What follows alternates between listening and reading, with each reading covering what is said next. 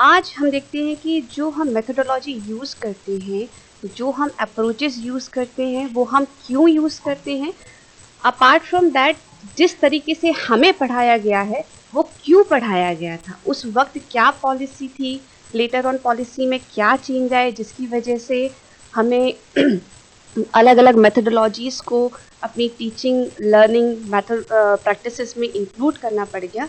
तो ऐसी क्या वजहें थीं जिसकी वजह से हमें नई नई स्ट्रैटेजीज़ को फॉलो करना होता है, उनके बारे में जानकारी चाहिए होती है। फिर से I think my screen is visible to all of you. Okay, thank you Madhulata ma'am, thank you. Okay, thank you. So English teaching from history to future, NCF, NEP and Treaty teaching strategy and many more। देखते हैं कि आप इस topic को कितना enjoy करते हैं। NCF 2005 जिसके बारे में मेरे ख्याल से हर इन सर्विस कोर्स में या आते जाते लोगों के बीच में चर्चा होती है। ये एक ऐसा टॉपिक हो गया है जिसके बारे में एजुकेशन फैटर्निटी के सभी व्यक्ति बहुत ज़्यादा बात करते हैं। उसका रीज़न ये भी हो सकता है क्योंकि NCF 2005 बहुत पॉपुलर रहा मीडिया की वजह से। इसमें नया क्या था, कुछ नया था भी या नहीं था, इसके बारे में हम आगे जानकारी लेंगे।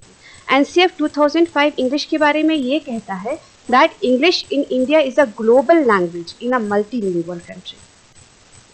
अगर हम टेक्निकली देखें तो हमारे देश में 1600 से अधिक भाषाएं बोली जाती हैं।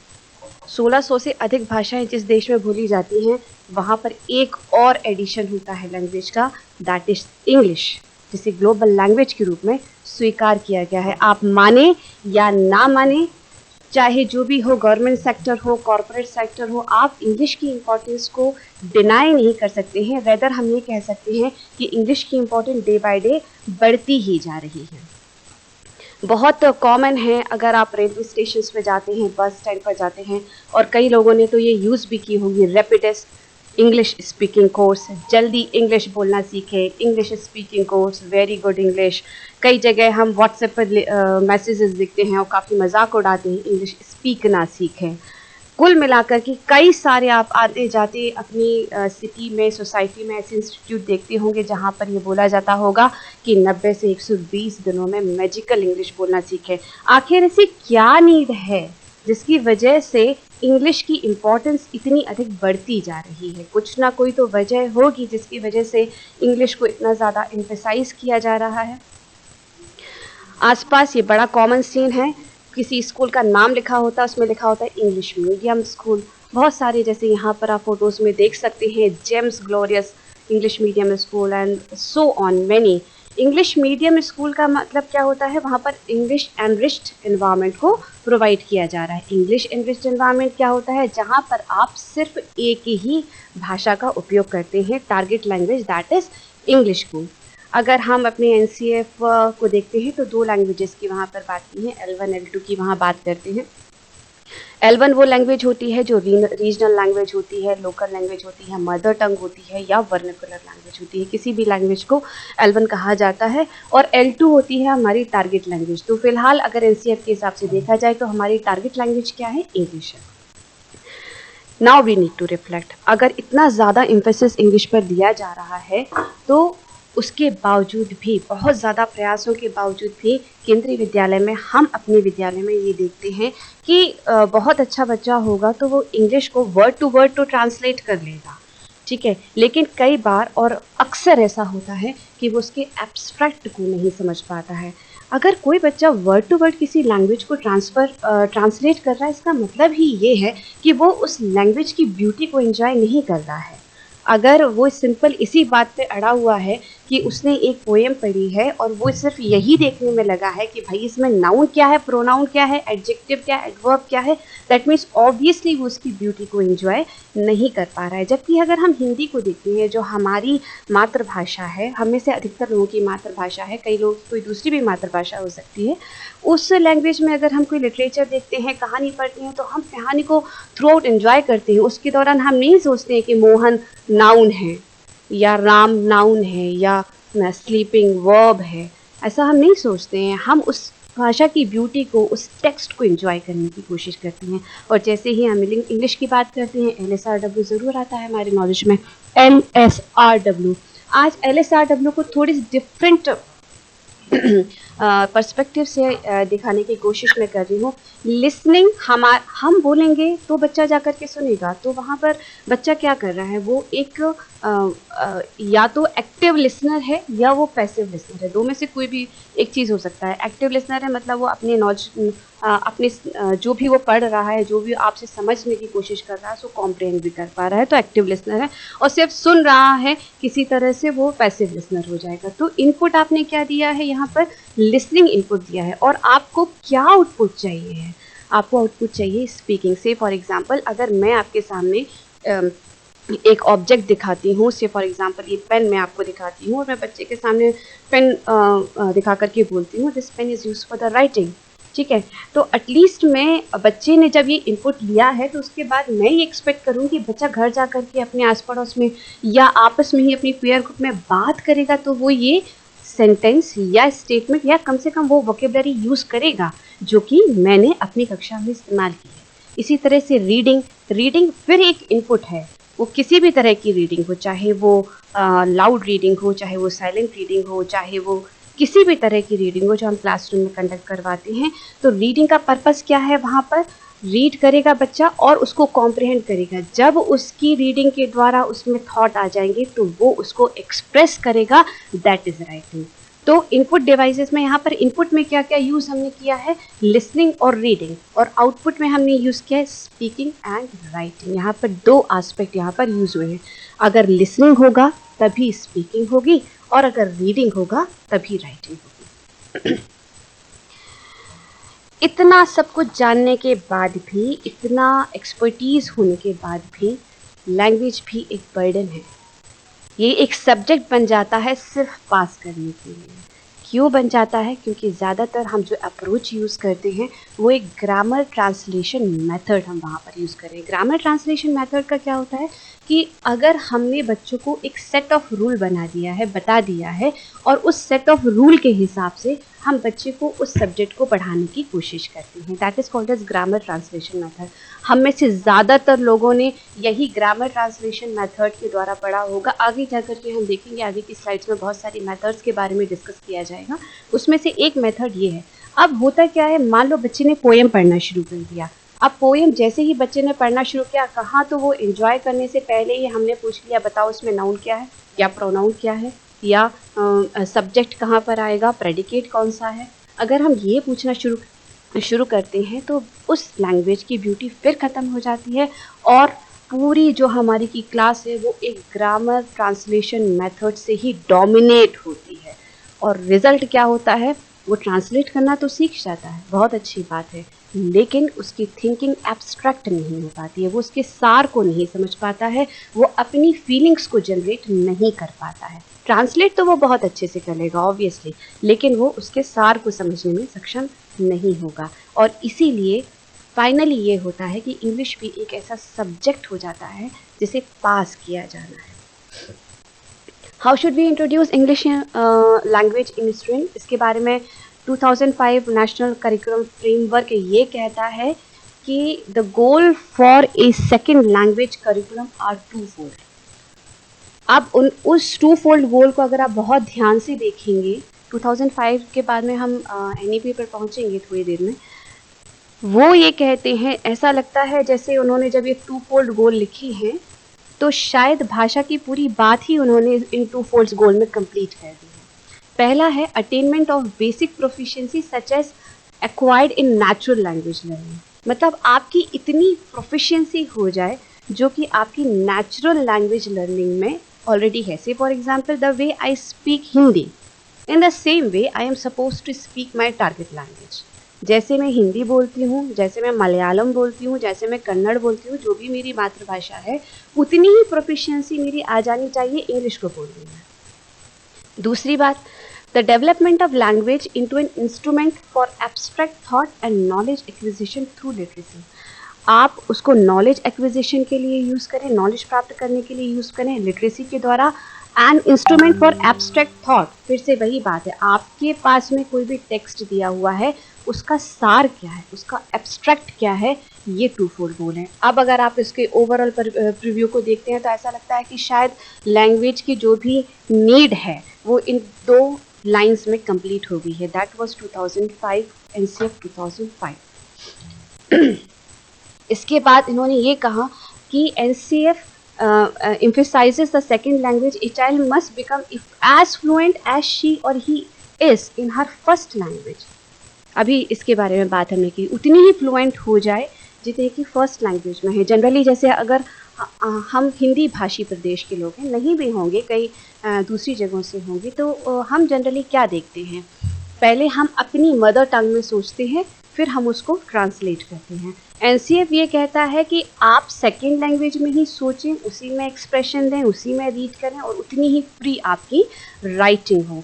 As the comparison is done with the first language, therefore we need to think how do we learn our first language. अब यहाँ पर सीधा सीधा कंपैरिजन किया गया है कि फर्स्ट लैंग्वेज हमने कैसे सीखी है, और जिस तरह से अगर हमने फर्स्ट लैंग्वेज सीखी है तो क्या वैसे हम सेकेंड लैंग्वेज नहीं सीख सकते हैं। कुछ दिनों पहले एक टेक्स्ट मैंने पढ़ा था, उसमें ये लिखा हुआ था कि अगर किसी बच्चे को आप सेकेंड लैंग्वेज पढ़ाना चाहते हैं, टारगेट लैंग्वेज जो भी है आप उसको सिखाना चाहते हैं, तो उसके लिए ये बहुत ज़रूरी है कि पहले उसका अपनी L1 पे कमांड हो, मतलब अपनी मातृभाषा पर कमांड हो, तब कहीं जा कर के वो सेकेंड लैंग्वेज को अच्छे से सीख पाता है। अगर उसकी मातृभाषा, उसकी रीजनल लैंग्वेज, उसकी वर्नाकुलर लैंग्वेज पर उसका कमांड नहीं है तो वो उतनी प्रॉपरली सेकेंड लैंग्वेज को भी नहीं सीख पाएगा। बहुत जाहिर सी बात है, अगर उस बच्चे के पास में एक ओरिजिनल वोकेबलरी ही नहीं है तो वो नेचुरली आगे की वोकेबलरी को कैसे सिंथेसाइज करेगा।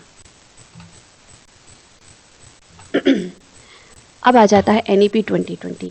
अभी हमने पिछली स्लाइड्स में ये देखा कि वो ये कह रहे हैं कि आपको बहुत ज़्यादा इम्फेसिस देना है इंग्लिश पर, दैट मीन्स टारगेट लैंग्वेज पर। नेशनल एजुकेशन पॉलिसी कुछ और ही बात करती है, वो ये कहते हैं teaching up to at least grade 5 to be in mother tongue, in regional language, in vernacular language, and no language will be imposed on any of the student. अभी थोड़ी देर पहले एक डिस्कशन चल रहा था और मेरे ख्याल से कल जब प्रधान सर ने क्लास ली थी तो उन्होंने ये कहा था कि 21 में एनसीएफ आएगा। एक ऑब्वियस सी बात है कि हमारे पास में एक ब्रॉड लाइन तो आ गई है, ब्रॉड आउटलाइन तो आ गई है कि हमें करना क्या है, हमारा गोल क्या है, लेकिन उसको कैसे किया जाना है बिट्स एंड पीसेस में, जैसे भी परमार सर ने बोला, उसकी हमारे पास में कोई जानकारी फिलहाल नहीं है। सरकार ने हमको अभी इसके बारे में अवेयर नहीं करवाया है, तो हम इसीलिए कंपेयर कर रहे हैं एनसीएफ 2005 को NEP 2020 से।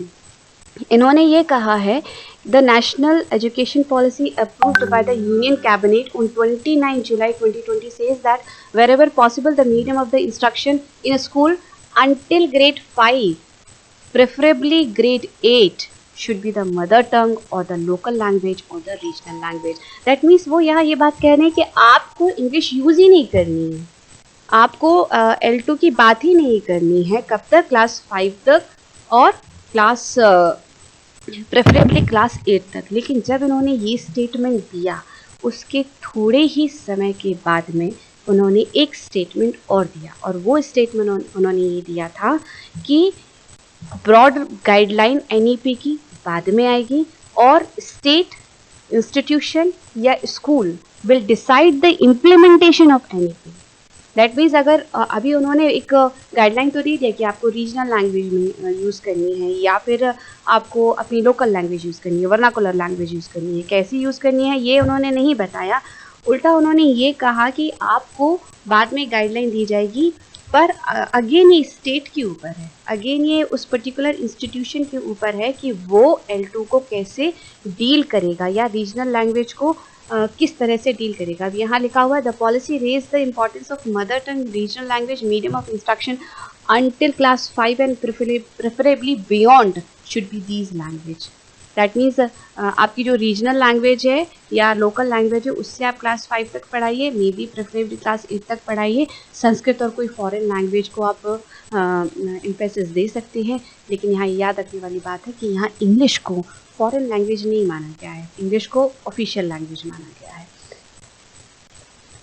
ए more detail language strategy would be release in national curriculum framework, जिसकी अभी हमने बात की थी, कल प्रधान सर ने भी बात की थी, 2021 में रिलीज होगा। Both the education policy of 1986, right to education act 2009, दोनों ने ही मदर टंग को प्रमोट करने की बात की है। उनका ये कहना है कि अगर मदर टंग को प्रमोट किया जाएगा तो बच्चे की अंडरस्टैंडिंग ज़्यादा अच्छी हो सकती है। क्यों? क्योंकि उसको स्ट्रगल नहीं करना है एक फॉरेन लैंग्वेज के साथ में, उसको सिर्फ लैंग्वेज की बनावट के साथ में, लैंग्वेज के वर्ड्स के साथ में, उनकी वोकेबलरी के साथ में, उनके सिंटेक्स के साथ में बच्चे को स्ट्रगल नहीं करना है। वो बस अपने कंटेंट पर ध्यान देगा। अगर एक लोकल लैंग्वेज में साइंस पढ़ाई जाती है तो उसको ये नहीं दिमाग लगाना है कि भाई इसका ट्रांसलेशन क्या होगा या इसको हिंदी में क्या कहते हैं, उसको ये करने की आवश्यकता नहीं है, क्योंकि वो ऑलरेडी उन वर्ड से अवेयर है। आप में से कई साथी जो यहाँ बैठे होंगे वो इस बात से ज़रूर सहमति रखते होंगे, कई सारे होंगे जो ये कहते होंगे कि एजुकेशन अगर इंग्लिश में ही प्रोवाइड की जाए तो ये हमेशा बहुत अच्छा आइडिया नहीं होता है। कई सारी इफ़ यू आर टॉट, अगर मैं आपको यहाँ पर बैठ कर के चाइनीज़ में बात करूँगी या जापानीज़ में अगर मैंने यहाँ पर बात करना शुरू कर दिया और मैं आपसे बोलूँ कि नहीं कल तो आपका चाइनीज़ में ही टेस्ट होगा या जापानीज़ में ही टेस्ट होगा, तो आपके पास में उस चीज़ को रटने के अलावा और कोई ऑप्शन नहीं रह जाता। हमारे पास क्या ऑप्शन रहेगा? अगर कोई चीज़ हमें समझ आई ही नहीं है तो हम फाइनली क्या करेंगे? उसको रट के याद कर लेंगे, लेकिन हमारी उससे कोई थॉट प्रोसेस नहीं डेवलप हो पाएगी। तो यही होता है जब किसी बच्चे की इंग्लिश अच्छी नहीं होती है तो फाइनली वो रट के पास होने की कोशिश करता है। कुछ दिनों पहले जब सर ने एक सेशन लिया था तब ये कहा था कि ऐसा क्या हो जाता है कि प्राइमरी में तो बच्चा बहुत अच्छा होता है लेकिन सेकेंडरी में जाकर ही उसका एक डाउनफॉल आना शुरू हो जाता है। बड़ा कॉमन केस है, बहुत नॉर्मली ऐसा होता है। उसका रीज़न ये है कि प्राइमरी में आप देखिए तो बहुत ज़्यादा मैथमेटिक्स आप देखेंगे, मेरे ख्याल से ईवीएस को छोड़ करके मैथमेटिक्स वगैरह आप देखते हैं तो बहुत ज़्यादा वर्ड प्रॉब्लम्स नहीं होती, सीधे सीधे क्वेश्चंस होते हैं, सीधे सीधे आंसर्स होते हैं, बहुत ज़्यादा वर्ड प्रॉब्लम नहीं है। लेकिन क्योंकि बच्चे की लैंग्वेज अच्छी नहीं है और अचानक से वो 6th स्टैंडर्ड में पहुंच गया है जहाँ पर बाकायदा सब्जेक्ट्स हैं, साइंस है, सोशल स्टडीज़ है, मैथ्स है and so many things are there, जहाँ उसको वर्ड प्रॉब्लम से डील करना है। अब जब उसकी लैंग्वेज ही अच्छी नहीं है तो वर्ड प्रॉब्लम से कैसे डील करेगा? सो यही वजह है कि फिर प्राइमरी तक में तो वो रूट मेमोराइजेशन चल गया क्योंकि छोटे छोटे सेंटेंसेस थे, काम चल गया। और केवी के हम टीचर थोड़े ज़्यादा दयालु हैं, हम कहते हैं तुम एक स्टेटमेंट लिख दोगे ही इज़ अ बॉय तो भी हम 1 नंबर दे देंगे, और अगर सिंपल बॉय भी लिख दिया तो भी हम 1 नंबर दे देंगे। तो ज़्यादा डिस्क्रिमिनेशन नहीं है, हम आराम से नंबर देने की कोशिश करते हैं। अब थोड़ा सा हम देखने के लिए चलते हैं मदर टंग के बारे में। मदर टंग के बारे में अगर बात की जाए तो बहुत ज़्यादा डिफरेंस नहीं है, यहाँ पर बहुत नई चीज़ नहीं है। अगर हम अभी एनईपी ने बहुत ज़्यादा जोर दिया है, मे बी अगेन मैं कहूँगी may be because of the media बहुत ज़्यादा उस पर जोर दिया हुआ है। तो मदर टंग की अगर हम बात करते हैं तो बहुत पहले से आर्टिकल 350A हमारा कॉन्स्टिट्यूशन ये कहता है कि हर इंस्टीट्यूशन को, एजुकेशनल इंस्टीट्यूशन के पास में इतनी फैसिलिटीज़ होनी चाहिए कि वो मदर टंग के थ्रू बच्चे को पढ़ाने की कोशिश करे। अगर आप 1964-66 कोठारी कमीशन की रिपोर्ट भी देखते हैं तो उसमें ये कहा है कि आप ट्राइबल एरिया में अगर कोई स्कूल खोलते हैं तो वहाँ पर एटलीस्ट 2 ईयर्स तक मदर टंग में उसकी पढ़ाई होनी चाहिए, फिर उसके बाद मीडियम इंस्ट्रक्शन 3rd ईयर से चेंज किया जाना चाहिए। और कोशिश हो सके जहाँ तक कोशिश हो तो उसको रीजनल या वर्नाकुलर लैंग्वेजेस में पढ़ाने की कोशिश की जानी चाहिए। राइट टू एजुकेशन एक्ट 2009 में भी यहाँ यह कहा गया है कि मदर टंग ही बच्चे की मीडियम ऑफ इंस्ट्रक्शन होना चाहिए। तो अगर हम ये बात कहें कि एनईपी ने बहुत नई बात कर दी है कि मदर टंग पर में पढ़ाया जाना है या सारी जो बुक्स है वो मदर टंग में आएंगी या रीजनल लैंग्वेजेस में आएंगी, तो that's not a new idea as such. Language की हिस्ट्री पर जाते हैं। 16th सेंचुरी में हमारे पास में ईस्ट इंडिया कंपनी आई थी ट्रेड करने के लिए, और 18th सेंचुरी तक हमारे यहाँ पर उनका रूल इस्टेब्लिश हो गया था। अगर किसी और 18 सेंचुरी तक न केवल रूल स्टैब्लिश हो गया था, वो एक एडमिनिस्ट्रेशन की भी लैंग्वेज हो गई थी। और जैसे ही वो एक एडमिनिस्ट्रेटिव लैंग्वेज हुई, हम इंडियंस ने हमने एक भी स्टोन अनटर्न नहीं छोड़ा उस लैंग्वेज को सीखने के लिए। क्यों? क्योंकि वो एक एलीट या सभ्य क्लास की लैंग्वेज मानी जा चुकी थी। जैसे कि यहाँ पर बैठे हुए काफ़ी सारे लोग जो हिस्ट्री से बिलोंग करते होंगे, वो ये कहते होंगे कि हाँ, पहले उन्होंने हमारा मोरल डाउन किया, उन्होंने ये कहा कि तुम लोग तो सारे लोग सैवेजेस हो। नेचुरली जब वो एलीट क्लास की बात कर रहे थे, तो उसमें भाषा भी आ गई। भाषा आई तो उन्होंने ये कहा कि भाई अगर आप भाषा की जानकारी रखते हैं, तो आप चाहे किसी भी भाषा की जानकारी रखें, यू शुड नो इंग्लिश, तभी आप एक लर्नेड व्यक्ति माने जाएंगे, जानकार आप तभी माने जाएंगे। और इसी वजह से जब ब्रिटिशर्स हमारे यहाँ पर आए, तब काफ़ी सारे स्कूल्स और कॉलेजेस ऐसे खोले गए जहाँ पर इंग्लिश मीडियम ऑफ इंस्ट्रक्शन बना। आज भी हमारे यहाँ पर उसका क्रेज़ कम होता हुआ नहीं दिखाई देगा। अगर आज भी अगर आप वर्ल्ड क्लास यूनिवर्सिटी में एडमिशन लेना चाहते हैं, या आप एशिया की टॉप 100 यूनिवर्सिटीज़ की बात करते हैं, वर्ल्ड की टॉप 100 यूनिवर्सिटी की बात करते हैं, तो आपको आईएलटीएस देना होगा, या आपको सेट देना होगा, या आपको टॉफल का एग्ज़ाम देना होगा। जब ये सारे आप एग्ज़ाम्स देते हैं, तो उन सारे एग्ज़ाम्स का पैटर्न क्या है? They are again emphasizing on English. एक ही भाषा में बात होती है बार बार, वो एक ही भाषा की बात करते हैं, वो नहीं एम्फेसाइज करते हैं किसी और लैंग्वेज को। दैट मीन्स हम ये नहीं डिनाई कर सकते कि इंग्लिश एक इम्पॉर्टेंट लैंग्वेज है। पंजाब चले जाओ तो वहाँ तो 10th पास बच्चे का ड्रीम होता है आइल्स करना, वहाँ तो आईलेट बोलते हैं। हाँ, वहाँ उसको आईलेट बोला जाता है। तो यहाँ पर सर, जहाँ तक मेरी जानकारी है, अगर आप 6 बैंड लाते हैं तो बहुत अच्छे इंस्टीट्यूशंस नहीं मिलते हैं। आपको 8 बैंड्स, 8 बैंड्स तक लाने होते हैं, तब कहीं जा कर के आपको बेहतर इंस्टीट्यूशन में एडमिशन मिलता है। तो हम चाहे कितना भी क्रिटिसाइज़ कर लें, लेकिन ग्लोबली देखा जाए तो it is been accepted as global language. Directly indirectly कहिए, हमारी गवर्नमेंट ने इंडिपेंडेंस के बाद भी इंग्लिश को बहुत ज़्यादा इम्पोर्टेंट दी। उन्होंने इसको कहा, अगर आप कोठारी कमीशन की बात करते हैं, बार बार मैं वही बात कर रही हूँ, कोठारी कमीशन, जिसको सेकेंडरी एजुकेशन कमीशन भी कहा जाता है, जिसको इंडियन एजुकेशन कमीशन भी कहा जाता है, उन्होंने इस लैंग्वेज को library language, the link language, window on the world, काफ़ी सारे वर्ड्स उन्होंने बोले, काफ़ी सारे चीज़ों के बारे में उन्होंने कहा कि अगर आपको ये लैंग्वेज नहीं आती है, दैट मीन्स आपको बहुत ज़्यादा स्ट्रगल करना पड़ेगा। और तब से, दैट मीन्स 64 से अभी तक एफर्ट्स चले आ रहे हैं कि हम कैसे इसमें इम्प्रूव करें अपने बच्चों को। हिस्ट्री पर आते हैं।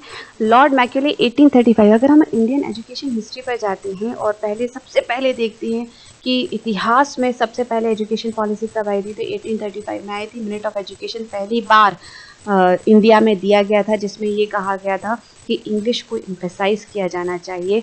अगर हम 18th सेंचुरी की बात हम यहाँ पर करते हैं, तो ये एक ऐसा समय भी था जब हम कहते थे कि एक ऐसा देश है, इंग्लैंड है, जहाँ पर सूर्यास्त ही नहीं होता। दैट मीन्स वो उनका गोल्डन पीरियड था, और यही वो टाइम था जब यहाँ इंडिया पर भी उन्होंने इंग्लिश को एम्फेसाइज करने की बात कही थी।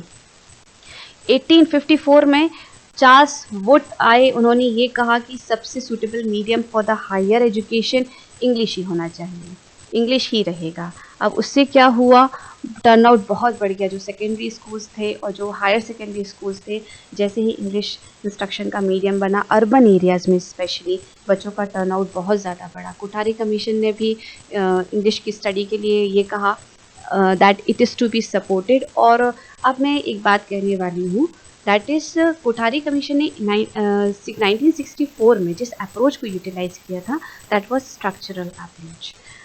थोड़ी देर पहले जब मैंने ये बात की थी कि आपने मैंने जिस तरीके से इंग्लिश पढ़ी है, वो कैसे पढ़ी है, वो मैंने ऐसे पढ़ी है। पहले टीचर आते थे तो वो ये कहते थे, राम मार्केट जा रहा है, राम बाज़ार जा रहा है। तो राम हो गया, बाज़ार हो गया मार्केट। अब जा रहा है, अब रहा है तो बेटा कौन सा टेंस होगा, कंटिन्यूअस टेंस होगा, ठीक है। और कौन सा है तो कौन सा टेंस होगा, प्रेजेंट कॉन्टिन्यूअस टेंस होगा। इसी तरह से हमने पढ़ी है, ठीक है। और फिर उसको हम जंबल अप करते हैं, राम बाज़ार जा रहा है, Ram is going to market. अब टीचर बोलेंगे ठीक है भाई आपने ये बहुत अच्छा काम किया, बोलो कौन सा टेंस हुआ, तो हम बोलेंगे सर प्रेजेंट कॉन्टिन्यूस टेंस हो गया। अब फिर अगला क्वेश्चन आएगा, ठीक है प्रेजेंट कॉन्टिन्यूस टेंस, फटाफट इसको प्रेजेंट परफेक्ट कॉन्टिन्यूस टेंस में कन्वर्ट करके दिखाओ। अब आप सोचते रहिए कि वर्ब कौन सा यूज होगा, अब वो कौन सा क्या लग जाएगा। ये जो अप्रोच थी ये स्ट्रक्चरल अप्रोच थी।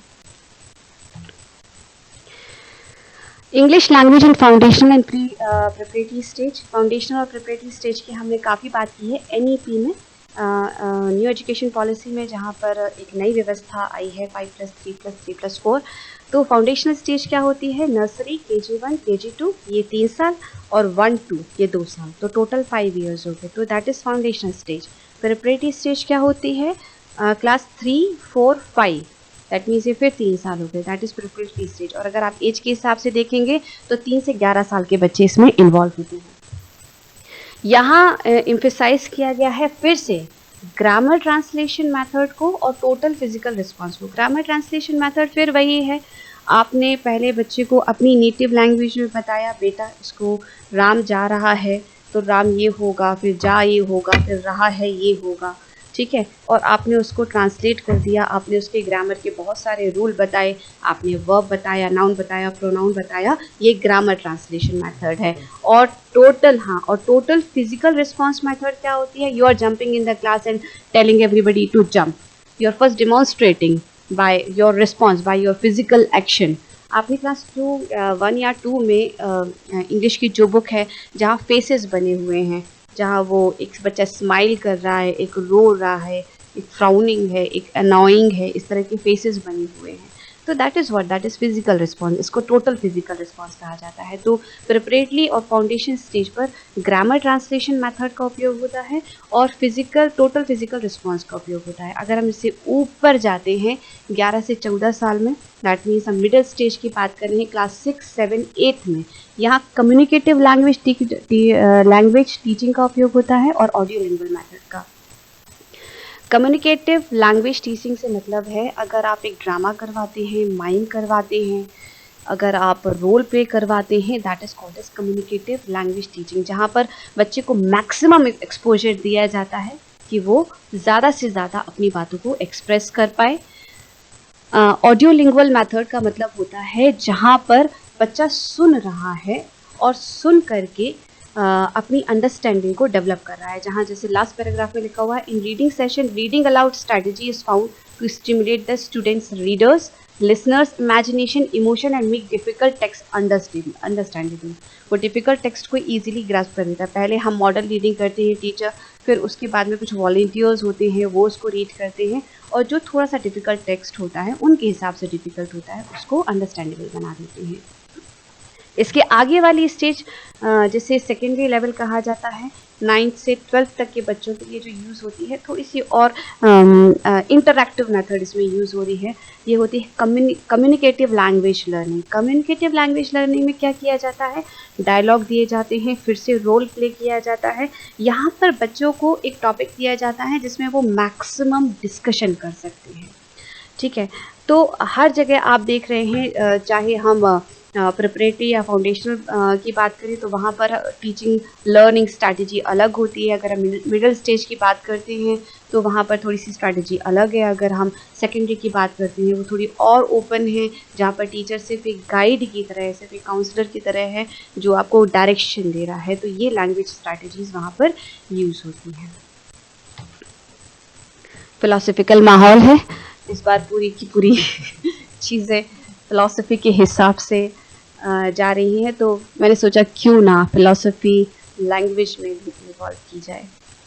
अगर आप थ्योरीज़ ऑफ लैंग्वेज लर्निंग पर जाते हैं तो इसका तो इतना बड़ा इतिहास है कि शायद जब से फ़िलासफ़र्स आए होंगे इस दुनिया में, या ये फ़िलासफ़ी का कंसेप्ट भी आया होगा, तब से लैंग्वेज लर्निंग की बात हो रही है। सबसे ज़्यादा इसमें रोल रहा है ग्रीस का। 16th सेंचुरी में कई फ्रेंच फिलोसोफर्स आए और कमाल की बात है कि 16th सेंचुरी में उन्होंने जो थ्योरीज दी थी वो अभी भी रेलेवेंट है, वो अभी भी उतनी प्रॉपरली वर्कआउट करती हैं। तो सबसे पहले बिना प्लेटो के तो चलता ही नहीं है। अगर हम फिलॉसफी की बात करते हैं तो सबसे पहले आ जाता है प्लेटो। मेरे ख्याल से सर ने भी प्लेटो से ही शुरुआत की थी। प्लेटो से ही शुरुआत की थी। प्लेटो जिस एरा में सरवाइव करते थे वहाँ दो ही डिबेट की टॉपिक थी, नेचर वर्सेस नर्चर। या तो आपको जो मिला है वो इन्नेट है, that means by birth which is present, nature that is nature. And nurture का मतलब होता है that you acquired from the family, from the friends, from your society, that is called as nurture. और Kalpana ma'am ने भी yes, जब personality development की ma'am ने बात की थी, नेचर वर्सेस नर्चर की वहाँ बात हुई थी।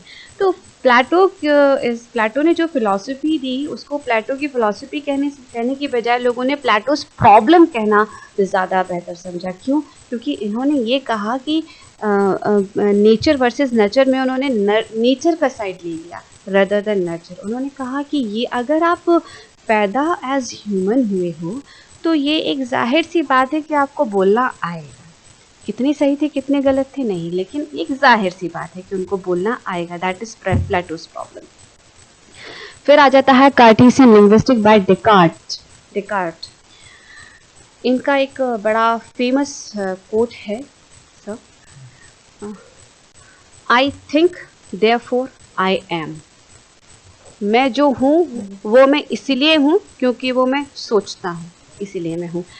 सेंचुरीज लेटर, मतलब अगर प्लेटो ने एक बात कह दी है, उसकी काफ़ी सारी सेंचुरीज के बाद तक लैंग्वेज लर्निंग पर, उसके एक्विजिशन पर कोई बात ही नहीं हुई। उन्होंने बोला ये एक कदम और आगे थे। कम से कम प्लेटो ने इतना तो कहा था कि ये नेचर की बात है, या फिर अगर आप एज ह्यूमन पैदा हुए हो तो आप एज ह्यूमन आपको लैंग्वेज आनी ही आनी चाहिए, regardless of what language you are speaking. यहाँ पर उन्होंने कहा ये मुझे टॉपिक ही नहीं लगता डिस्कशन के लायक।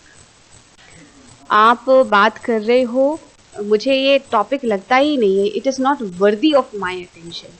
He said it is not even worthy of my attention. आप ह्यूमन पैदा हुए हो तो आपको आएगी ही आएगी लैंग्वेज, दैट्स ऑल। और फिर उसके बाद में आ जाते हैं लोकीस टैबुला रासा। ये आपने बहुत सुना होगा, टैबुला रासा द ब्लैंक स्लेट। इन्होंने ये कहा, इन्होंने थोड़ा सा अलग बात की। इन्होंने ये कहा कि आपको लैंग्वेज आती नहीं है, आप पैदा होते हो और आपका दिमाग एक ब्लैंक स्लेट की तरह है, जहाँ पर आप चीज़ें लर्न करते हो, जहाँ पर चीज़ें आप एक्वायर कर लेते हो। दैट मीन्स अगर आप सोसाइटी में कोई चीज़ सुनते हो तो उसको आप एज लैंग्वेज लर्न कर लेते हो। दो अलग अलग कंसेप्ट हैं। एक ने कहा आप में बोलने की क्षमता बचपन से ही है, आप इंसान पैदा हुए हो तो आप बोलोगे ही। और लोकीस टैबुला रासा कह रहा है कि क्षमता आप में पहले से हो ना हो, पर आप में काबिलियत पहले से है, आपको बस उसको एक्वायर करना है, आपको उसमें इनपुट ज़्यादा से ज़्यादा देते जाने हैं। शुरुआती तौर पर अगर देखा जाए तो ये तीनों के तीनों बहुत इंपॉर्टेंट नहीं लगते हैं, लेकिन अगर आप इसकी डेप्थ पर जाते हैं तो आप इसको समझने की कोशिश करें। एक ये कह रहे हैं कि आपको वो चीज़ ऑलरेडी आती है, हनुमान जी की तरह। हनुमान जी को बहुत पावरफुल थे, उनको उड़ना आता ही आता था, वो ही वॉज वेरी पावरफुल। पर मम्मी को याद दिलाना पड़ गया कि यू आर वेरी पावरफुल। हाँ, मम्मी ने मंत्र नहीं याद दिलाया, सब आप भगवान हो भाई, आपको आता है, यू आर वेरी पावरफुल। तो वो ये बात कर रहे हैं। और टैबुला रासा ये कह रहे हैं कि आपके पास में लिखा सब कुछ है, आपके पास में एक दिमाग में एक ब्लैंक स्लेट है, आपको बस उसमें लिख लेना है। दैट मीन्स आपका एक्सपोजर ज़्यादा से ज़्यादा होना चाहिए। तो प्लेटो ने कहा, जो प्लेटो की थिंकिंग है, मतलब वो ये कहना चाह रहे हैं कि आप जितना आपके अंदर सब कुछ है, बस आपको उसको यूज़ करना है। You know, you already have computer, you have to just use it simply. और टैबुला रासा ये कह रहे हैं कि आपके पास में है चीज़ें, आपको दूसरे से, आपके पास में ब्लैंक स्लेट है, बस आपको कुछ डिवाइसेस लगा करके उसमें इनपुट देते जाना है, तो you will learn very good. Skinner's theory, अगर आपको साइकोलॉजी थोड़ी बहुत याद है तो उन्होंने कहा था, बिहेवियरिज्म की बात की थी। उन्होंने ये कहा कि स्टिमुलस और रिस्पॉन्स होगा। अगर बच्चे को भूख लगेगी, बच्चा बोलेगा मम्मा आई एम हंग्री, और मम्मा सामने ला करके फूड रख देगी, तो वो एक क्या हो गया, उसको एक ट्रीट मिल गई है। तो वो लैंग्वेज दैट मीन्स उसने सही यूज़ की है। अगर नहीं यूज करेगा तो that language will be corrected. तो ये बिहेवियरिज्म की थ्योरी है। यहाँ एकदम दैट मीन्स उन्होंने रीइंफोर्समेंट की बात की और पनिशमेंट की बात की है। रीइंफोर्समेंट पनिशमेंट जैसे हमने लास्ट टाइम बात की थी, अगर कोई चीज आपने सही बोल दी है तो आपको शाबाशी मिल जाएगी, और कोई चीज अगर गलत बोली है तो आपको करेक्शन उसमें किया गया था। That was Skinner's theory. और स्किनर्स थ्योरी के ठीक ऑपोजिट ये one of the most important theory जाती है चॉम्स्कीज यूनिवर्सल ग्रामर थ्योरी। इन्होंने ये कहा, मान लीजिए स्किनर्स ने ये कहा था कि आपकी कंडीशनिंग की जाती है, आपको एक चीज बताई जाती है, फिर वो दोहराई जाती है और धीरे धीरे आप उसको सीख जाते हैं। चॉम्स्की कहते हैं नहीं, यहाँ दो चीजें हैं। उन्होंने यहाँ पर लैंग्वेज एक्विजिशन डिवाइस की बात की है। लैंग्वेज एक्विजिशन डिवाइस LAD, ये एक हाइपोथेटिकल चीज है। अगर आप कोई साइफाई मूवी देख रहे होंगे, साइंस फिक्शन मूवी देखेंगे, तो it would be like a chip, it would be like a chip जो आपके लेफ्ट ब्रेन में फिक्स कर दी गई है, जिसकी वजह से आप लैंग्वेज सीख रहे हैं। उन्होंने कहा जो आपको ऑपरेंट कंडीशनिंग लग रही है वो ऑपरेंट कंडीशनिंग नहीं है, बल्कि it is because every human being is having that language acquisition device, तो वो अपने आप ही लैंग्वेज को सीख जाता है। साथ ही साथ उन्होंने यूनिवर्सल ग्रामर की भी बात कही। यूनिवर्सल ग्रामर में क्या कहा उन्होंने कि चाहे कोई भी लैंग्वेज हो, उन सब की ऑलमोस्ट सेम ग्रामर है। अगर हम हिंदी और इंग्लिश को भी कंपेयर करते हैं तो वहाँ नाउन है, यहाँ संज्ञा है, प्रनाउन है, संज्ञा, सर्वनाम, विशेषण जिसे कहा जाता है।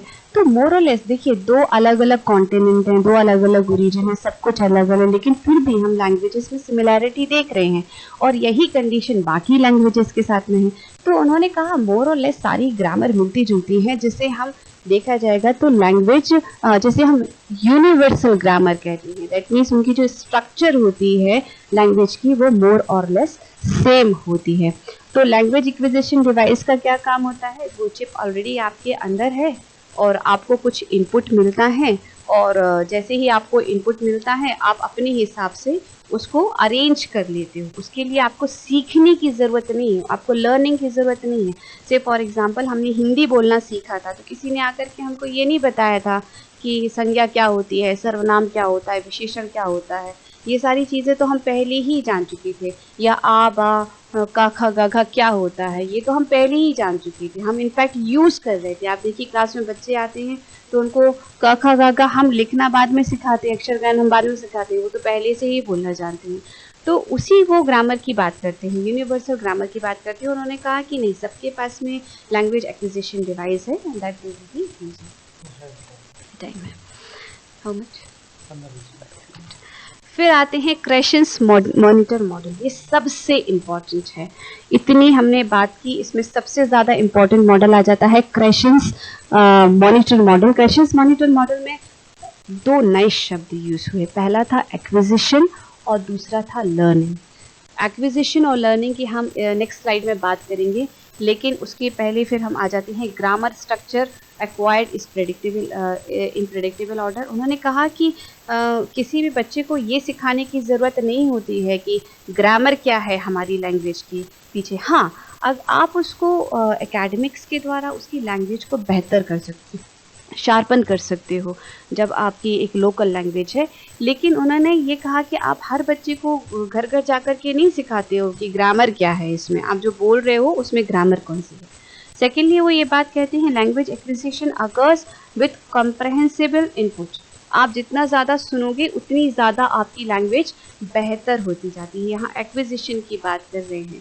एक्विजिशन मतलब जो आप माहौल में रह करके सीख जाते हैं उसे लैंग्वेज एक्विजिशन कहते हैं।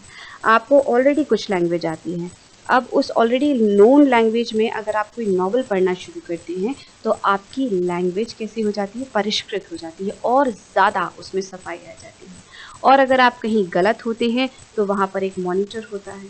मॉनिटर कौन होता है? कोई भी मॉनिटर हो सकता है, एक टीचर मॉनिटर होते हैं, मम्मी मॉनिटर हो सकती है, पापा मॉनिटर हो सकती है, जो बोल सकती है नो दैट इज़ रॉन्ग, आपने अगर इस वर्ड का इस्तेमाल किया है तो आपने गलत इस्तेमाल किया है। और हम अभी की सबसे इम्पॉर्टेंट लैंग्वेज एक्विजिशन और लर्निंग की बात करते हैं।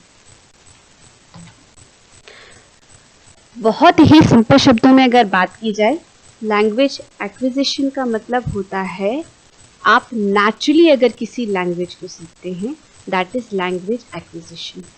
लैंग्वेज लर्निंग का मतलब होता है अगर आप एक कॉन्शियस एफर्ट डाल रहे हैं उस लैंग्वेज को सीखने के लिए, that will be called as language learning. Say for example, अगर हम अपनी मदर टंग की बात करते हैं, मदर टंग आराम से बोल लेते हैं, एफर्टलेसली हमें मदर टंग आती है। जितनी भी भाषाओं की हम बात करते हैं, मदर टंग हमें आती है, ठीक है। अब वो कई सारी भी होते हैं, कई लोग हिंदी भी बहुत अच्छी बोलते हैं, फिर मलयालम भी बहुत अच्छी बोल लेते हैं, तमिल, कन्नड़, तेलुगु भी बहुत अच्छी बोल लेते हैं, तो क्योंकि वो उनकी मदर टंग है, दैट इज लैंग्वेज एक्विजिशन।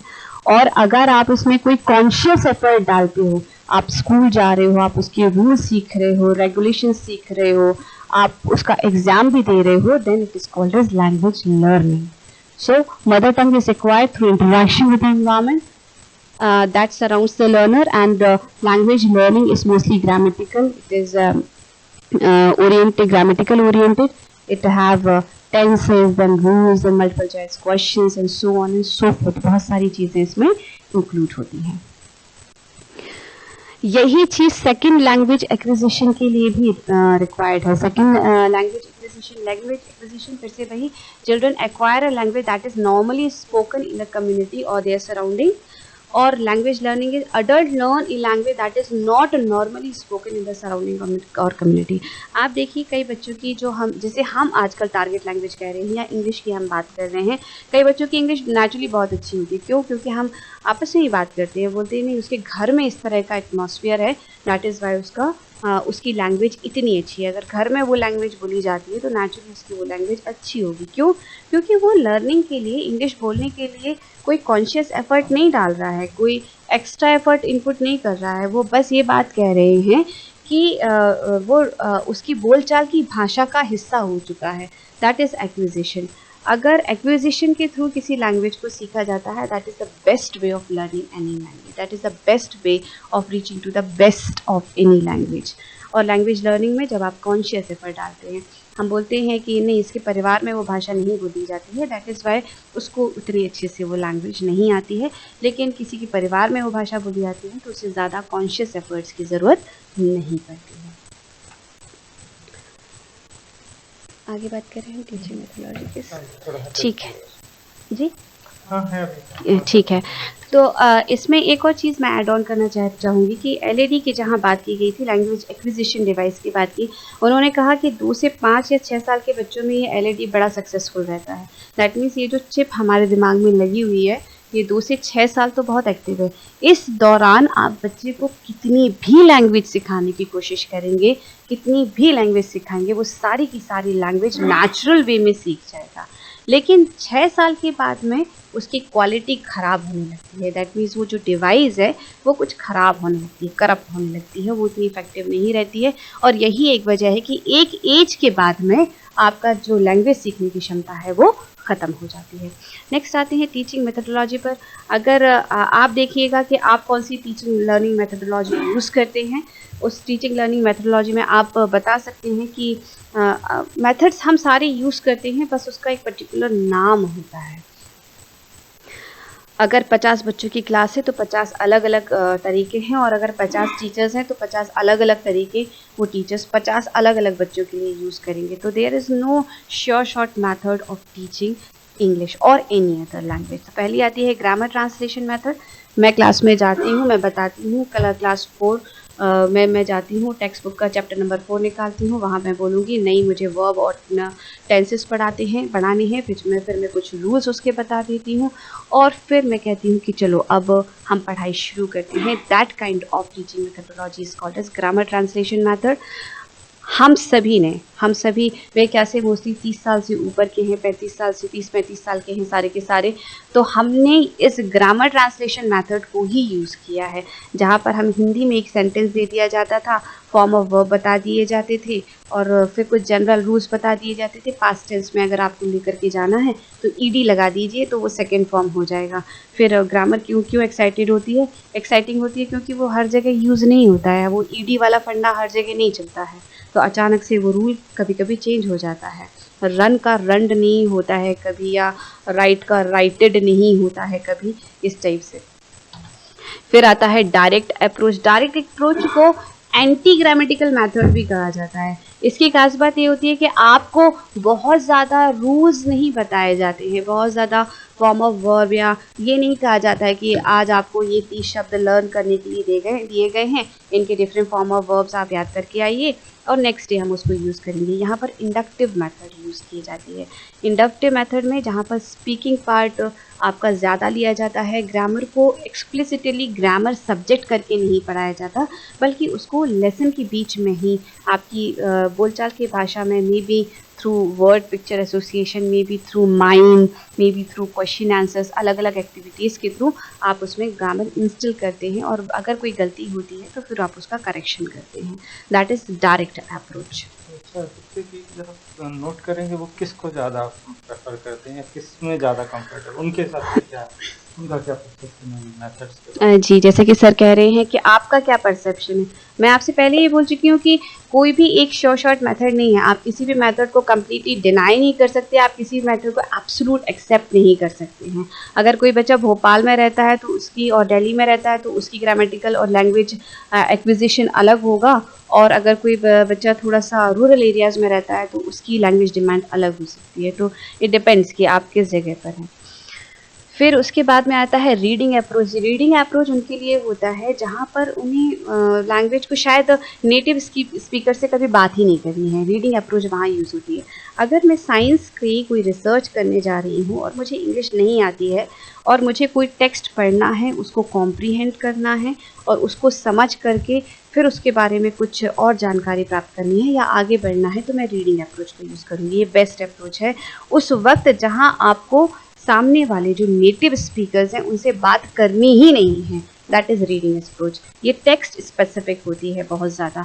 आपका टेक्स्ट एकदम क्लियर है, आपको मालूम है कि भाई मुझे इस चीज़ को पढ़ना है, इस चीज़ की जानकारी चाहिए है, तो वो आप पढ़ के फ्री हो जाते हैं।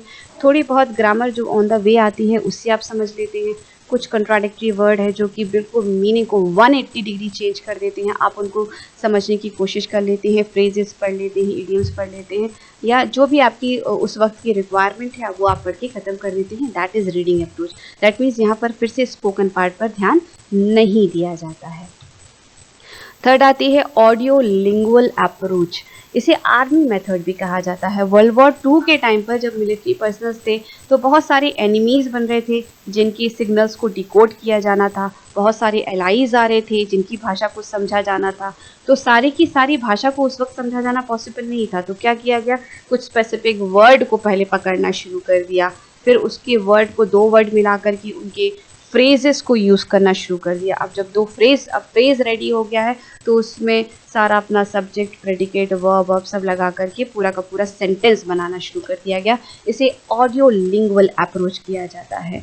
इस सिस्टम में जो लैंग्वेज पढ़ाई जाती है वो कुछ इस तरह से पढ़ाई जाती है। आपके स्कूल में जब कल्चरल एक्टिविटीज़ होती है तो उसमें एक बड़ा कंपलसरी सा पार्ट होता था पहले, अभी होता है कि नहीं मुझे पता नहीं है। उसमें क्या किया जाता था, एक ड्रामा होता था। ड्रामा कंपलसरी इंग्लिश में ही होना चाहिए था। अब वो इंग्लिश में होना चाहिए था तो अब डायलॉग्स पूरे इंग्लिश में ही बोले जाने चाहिए थे।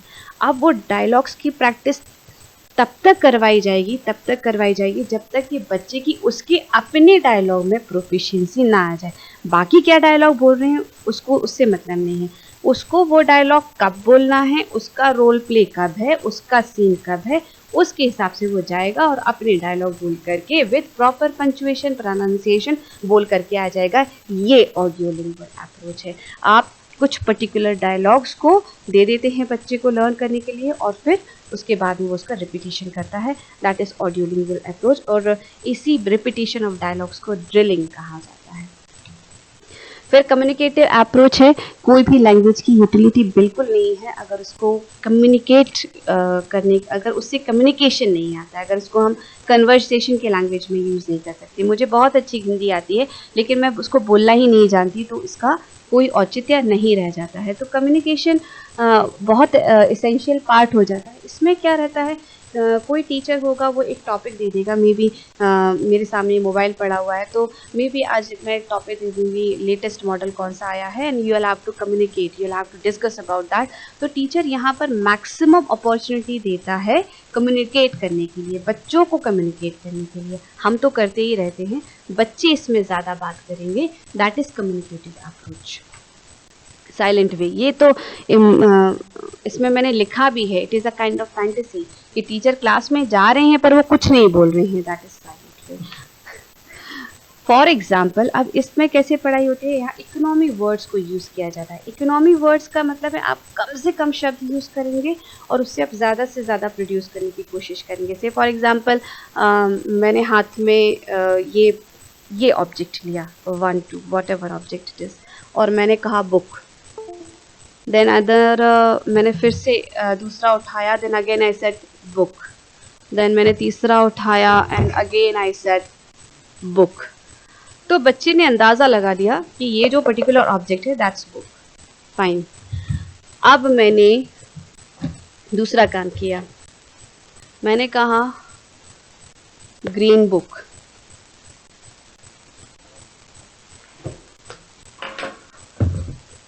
फिर मैंने कहा ग्रीन, फिर मैंने कहा ग्रीन, मैडम भी बैठे हैं, फिर मैंने कहा ग्रीन। तो बच्चे को अंदाज़ा हो गया green is this colour and this is book, so all together this is green book, that is silent way. अगर आप अपने ऑब्जेक्ट से कम शब्दों को उपयोग करके अगर आप कोई टीचिंग लर्निंग प्रोसेस करते हैं, that is silent way. Again मैं कहूँगी एक फैंटेसी है, इसमें वो कितना लर्न करते हैं या एक सेंटेंस फॉर्मेशन के लेवल तक पहुँचते हैं ये मैं नहीं कह सकती हूँ, बट अगेन कुछ वर्ड्स तो लर्न कर ही जा सकते हैं एटलीस्ट। कम्युनिटी लैंग्वेज टीचिंग, यहाँ पर टीचर का रोल एकदम ही अलग हो जाता है। यहाँ एक पूरा एक सेटअप बनाया जाता है। जनरली हम हॉलीवुड मूवीज़ में इस तरह की लैंग्वेज का उपयोग देखते हैं, जहाँ पर टीचर एक जगह बैठा होता है, उसका रोल एज फैसिलिटेटर या काउंसलर होगा। 4 लोग 5 लोग जो अलग अलग ओरिजिन के होते हैं, कोई चाइनीज़ होता है, कोई जापानीज़ होता है, कोई अफ्रीकन होता है, वो ऐसे अलग अलग चेयर पर गोला बना करके बैठे हुए होते हैं। एक रिकॉर्डर है, रिकॉर्डिंग चलती है और वो आपस में ही बैठ कर के डिसाइड करते हैं today we are going to talk about weather. अब उन्हें वेदर तो वर्ड नहीं आता है, तो वो काउंसलर के पास में जाएंगे, टीचर के पास में जाएंगे, पूछेंगे कि भाई how we should pronounce this particular word, और वो उस वर्ड को प्रोनाउंस करेंगे, बोलेंगे weather, and then they will start discussing. अगर उनसे कोई गलती, अब रिकॉर्डर ऑन है, अगर उनसे कोई गलती होती है तो काउंसलर उसको ठीक करता है, फिर वो ठीक करके बोलेगा, रिकॉर्डर फिर ऑन हो जाएगा।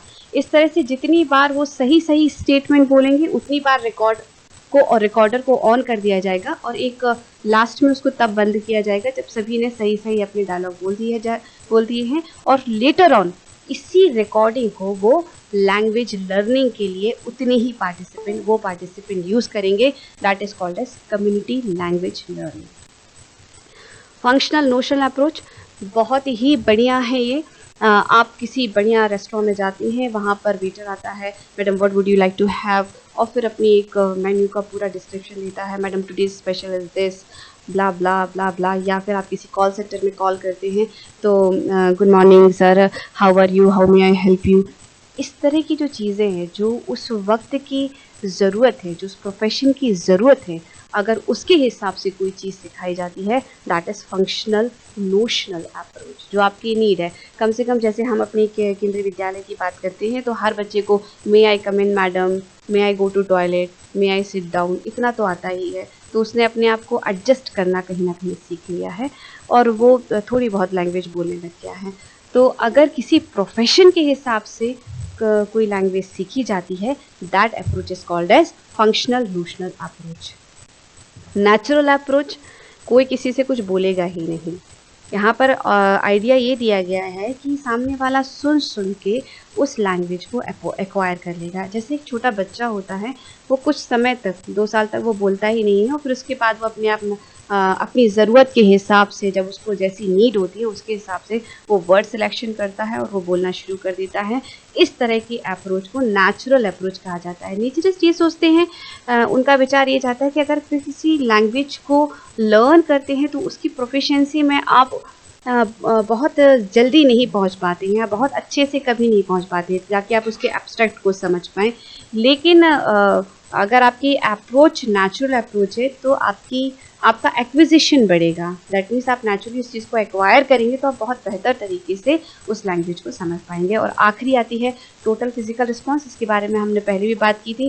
आप 2 बार जंप करते हैं, फिर बच्चों को जंप करना सिखाते हैं और फिर जंप करते हुए बोलते हैं जंप, तो that is total physical response. जब अपने बॉडी जेस्चर से, अपनी एक्टिविटीज़ से अगर आप किसी को कुछ बताने की कोशिश करते हैं, कोई वर्ड या वोकेबलरी इनकलकेट करने की कोशिश करते हैं, that is called as total physical response. Thank you very much. आगे और भी बहुत कुछ था बट टाइम इज़ पासिंग। तो मैं लास्ट में यही कहना चाहूँगी टाइम पास्ट मैं लास्ट में यही कहना चाहूँगी कि मेरे हिसाब से जहाँ तक मैं जितनी समझ पा रही हूँ कि कोई भी एक मेथडोलॉजी क्लास में यूज़ कर पाना संभव नहीं है। There are many different kind of student, their needs are different, their demands are different and accordingly हम उसको चेंज कर सकते हैं, यूज़ कर सकते हैं। और कई सारी मेथड्स तो हम वैसे भी यूज़ करते होंगे मे बी, और मैक्सिमम लोगों को ये सारी मेथड्स पता भी होंगी। इट इज़ जस्ट कि हम उसको और बेहतर तरीके से कैसे इस्तेमाल कर पाएँ। Thank you very much everybody for listening so patiently. Thank you ma'am. This is kind of open session. अगर आपको कोई क्वेरी है, कुछ बात अपनी रखना चाहते हैं तो now mic is open for all, you can share.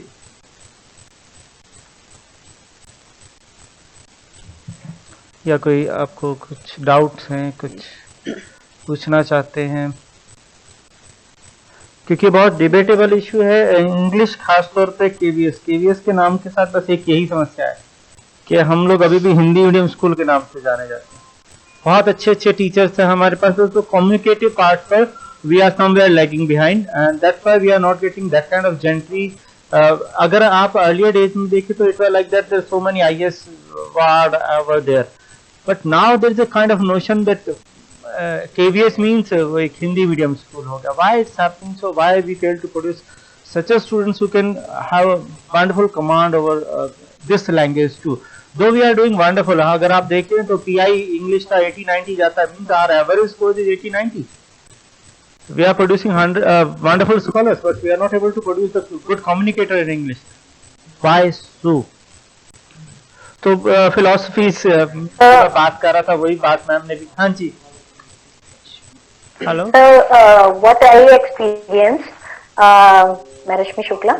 मुझे ऐसा लगता है कि whenever we teach in English, we keep on translating the things, and that gives our student an opportunity to speak in that language instead of speaking in English. So somewhere by not giving them opportunity to listen the same thing in the first language or their own mother tongue or local language, we can improve this thing.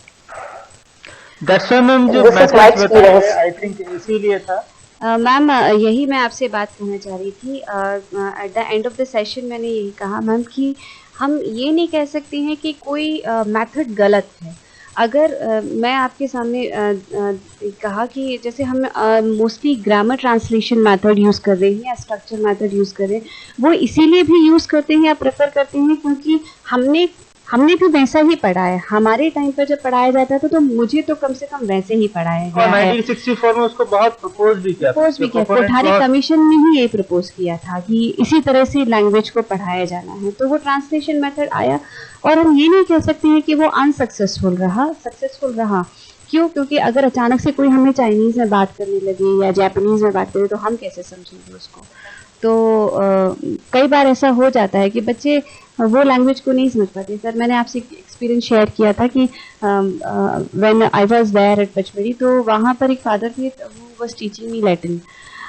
और then I realize, तो वो पहले क्या करते थे, पहले वो English में बताते थे, फिर वो लैटिन में उसको ट्रांसलेट करने की कोशिश करते थे। तो अगेन ग्रामर ट्रांसलेशन मेथड, बस भाषा अलग थी लेकिन वो यूज वही मेथड। तो अगर आप जीरो हो किसी लैंग्वेज के बारे में, तो मुझे लगता है कि for starting it is a good method at least. It's all up to you as well. यहाँ पर जो 8-10 मेथड बताया, बेसिक ऑब्जेक्टिव यही था कि आपको और किस मेथड को, अभी जब मैडम बता रही थी तो आई कैन शेयर, 1 मिनट में आप लोगों से लूंगा। 93 आई वेंट टू पंजाब, किसी रिलेटिव की शादी थी और my first chance was there to be in Punjab. अब पापा ने मुझे कहा, अमृतसर में थे, पापा ने कहा बस ढूंढ के जाओ गुरदासपुर कौन सी बस जाती है। और वहां पर तो हालात ये थे कि गुरमुखी लिखी हुई थी और मुझे उसका कुछ भी नहीं आता था। अब वो सभी साइन बोर्ड ऐसे हैं और मैं उनसे पूछूं ये बस कहाँ जाती है, तो कहते गाँव पूछ ले, मतलब आगे जाके पूछ ले। पंजाबी भी नहीं आती, लिखनी भी नहीं आती, पढ़नी भी नहीं आती। अब हालात ये, इंग्लिश कहीं इस्तेमाल नहीं, हिंदी कहीं इस्तेमाल नहीं, सारी पंजाबी गुरमुखी जो लिखी हुई। अब मैंने वहां पढ़ना कैसे सीखा, मैं आपसे शेयर करता हूँ। फोटो स्टेट लिखा हुआ था, उस पर पहचान अच्छा आएंगे, फोटो स्टेट है, फोटो स्टेट की दुकान थी। फर्स्ट याद किया, ट याद किया, फ कैसे लिखते, ट कैसे लिखते, ह कैसे लिखते, साइकिल का स याद किया, अच्छा ये स ऐसे बनाते, अच्छा र ऐसे बनाते। तो मैंने वो एक एक लेटर को रटा पहले और फिर लेटर पढ़ के उसको लिखा। और फिर उसको बाद जब मैं 15 दिन बाद वापस आया दिल्ली, शादी थी तो 10-15 दिन हम लोग रुके थे गर्मियों के, तो मैं कम से कम इतनी इंग्लिश, इतनी पंजाबी सीख गया था कि मैं जोड़ तोड़ के, टांग वांग तोड़ के कम से कम अपने 2-4 शब्दों तक तो पहुंच जाऊं। मेरे को कोई बोलना नहीं आया, कुछ नहीं आया, लेकिन फिर मैंने क्या सीखा कि हाँ अब ये गुरदासपुर कैसे लिखा गया, तो मैंने ग समझा कहाँ होगा, र समझा कैसे लिखा होगा, द समझा, उसको जो मात्रा तो अभी भी नहीं पता मुझे, कुछ ऐसे होती है, कुछ ऐसे होती है, बस हाँ इतना पता कि लेटर मैंने समझ, मतलब रीडिंग वाला जो मेथड बताया। तो बार बार हम वही कि nothing is grey, nothing is black, nothing white. कोई मेथड बहुत अच्छा नहीं है, कोई बहुत खराब नहीं है, आपको डिसाइड करना है। You are the most powerful person, आप सभी हनुमान जी है, जो आपको समझना है कि आपको किस तरीके से इस्तेमाल करना और कहां इस्तेमाल करना। कोई कमिश्नर, कोई एसी, कोई डीसी, कोई प्रिंसिपल, कोई एचएम, कोई आपका साथी, कोई नहीं बता सकता। ये आपका डिसीजन है, ये आप हैं, आप मैनेजर हैं जो डिसाइड करेंगे कौन सी लैंग्वेज मेथड, कौन सा लैंग्वेज मेथड, कौन सी फिलॉसफी आपको यूज करनी है।